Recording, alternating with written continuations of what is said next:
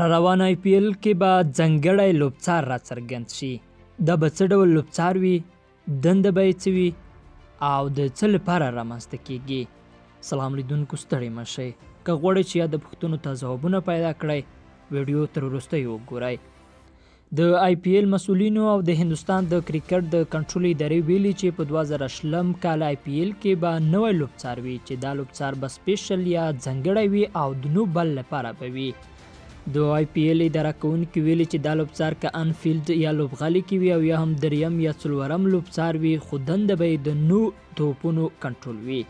نو بل هغه دی کله چې د بلر پښه له کرښې واوړي، کله چې پلټاس توپ د توپ وهونکي له سینې پورته وي، نو بال دی.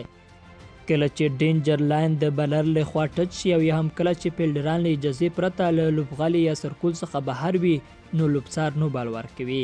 د آی پی ایل سمبالونکي وایي چې تیرو پړاوونو کې یې آی پی ایل سیالیو کې د لوبڅارانو لخوا د نو بال په کنټرولولو کې تېروتنې وشوې. د 2019 میلادي کال آی پی ایل په لوبه کې هم د ممبئی انډینز او چنای ترمنځ لوبه ملنګ نو بال کړی و چې لوبڅار پکې تېروتی و او نو بال یې نه و ورکړی. تازه د آی پی ایل چارواکي وایي چې د لوبڅارانو ټیم سره به یو ځانګړی لوبڅار هم وي چې دا لوبڅار به نو توپونه څاري او له نورو لوبڅارانو سره به مرسته کوي.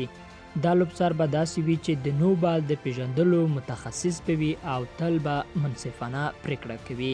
یو بل نو بال هم ملنګ کړی و چې لوبڅار نه و ورکړی. د بنګلور او ممبئی ترمنځ لوبه کې ملنګ هاسک توپ وکړ او لوبڅار ورنه کړ چې دا لوبڅار ایس ریوي نومېده او ویراټ کوهلي بیا ورسره شخړه هم وکړه. اوس د نو بال د کنټرول لپاره دا چاره ترسره کیږي ترڅو لوبڅار دقیق متوجه شي او راتلونکي آی پی ایل کې بیا تېروتنه ونه کړي.